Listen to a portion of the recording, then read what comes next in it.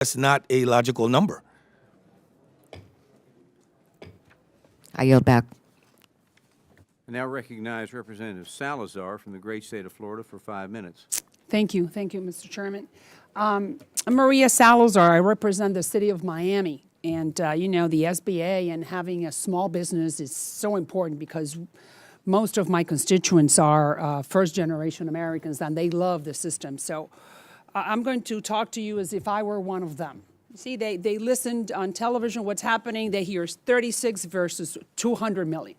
That's a big difference. So, billion, I should say, 200 billion. So the SBA administrator, she's saying that you're misleading the public and that they have more diligent process to investigate the fraud.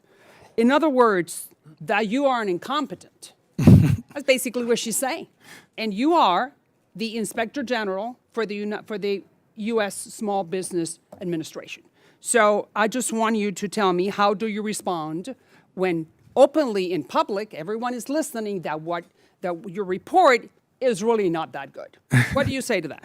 I don't believe that that's the administrator's intent. I meet with her I'm going to often. repeat the words, misleading the public. If someone tells me that I'm misleading the public, I'm not really going to like it because that's putting a dent, or it's sort of compromising my reputation. I get that, but I still would give her the benefit of the doubt because I know her. Well, you know her, but if you know her and she's not sitting next to you and she is the administrator and we have 36 billion here and 200 billion over there and you are the guy that has the resources in order to find out what really happened with the money. Well, can I say this? No, tell me. I think the committee, based on my track record before this committee, know that I am an independent broker of the truth. I'm not talking about that. I'm talking about the relationship you have with the administrator. And the administrator is questioning your report publicly. And on top of that, she's not sitting next to you. What do you say to that? I have spoken to the administrator up to last week. And what has she said to you? The administrator and I have a passionate disagreement on this subject. The administrator being here today would not say I'm misleading the public. I could tell you that. Well, she said it, that you're misleading the public. Yeah. Well, I am an independent broker of the truth. I have no reason. We know that, but you said that you do have to work with her. So for that, my constituent, they're saying, I don't quite get this. The guy who's supposed to be the watchdog is doing his job, and then the lady who is supposed to be supervised doesn't like it. So there's something fishy here. Don't you think that the public will say that? All right.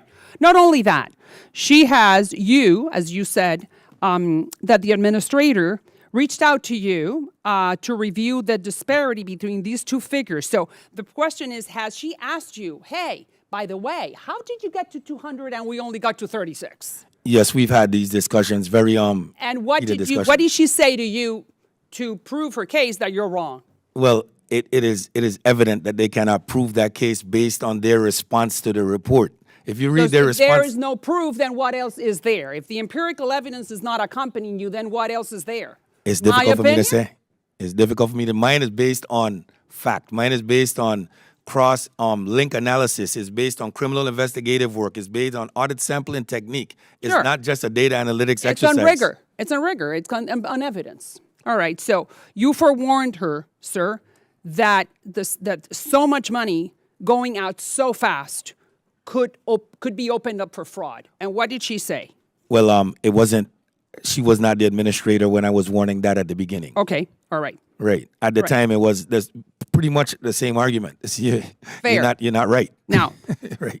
I'm not sure if the public knows this, that 90% of the loans that were given by the SBA, 90% are valued at less than $100,000. Correct? Less than 100K.